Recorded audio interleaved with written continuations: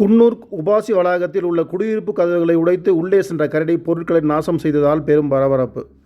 நீலகிரி மாவட்டம் குன்னூர் மற்றும் சுற்றுப்புற பகுதிகளில் கரடிகளின் நடமாட்டம் தற்போது அதிகரித்து உள்ள நிலையில் உணவு தேடி குடியிருப்பு பகுதிகள் அதிகமாக வந்து செல்கின்றன.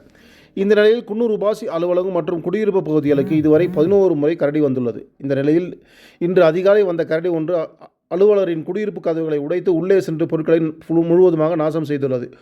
உபாசி வளாக குடியிருப்பு பகுதிகளுக்கு தொடர்ந்து வந்து செல்லும் இந்த கரடியால் மக்களின் உயிருக்கும் உடைமைக்கும் ஆபத்து விளைப்பதாக அந்த பகுதி மக்களிடம் பீதி நிலவி வருகிறது. கரடியை பிடிக்க வனத்துறை சார்பில் அந்த பகுதியில் கூண்டு வைக்கப்பட்டும் கரடி இதுவரை சிக்கவில்லை. தற்போது மீண்டும் கரடியின் அட்டகாசம் செய்து வருவதால் அதனை கூண்டு வைத்து பிடித்து வனப்பகுதியில் கொண்டு செல்ல விட வேண்டும் என இந்த பகுதி மக்கள் தொடர்ந்து கோரிக்கை விடுத்துள்ளனர். இதுகுறித்து வனத்துறை உடனடியாக நடவடிக்கை எடுக்க வேண்டும் என்பதும் அவர்களின் எதிர்பார்ப்பாக உள்ளது.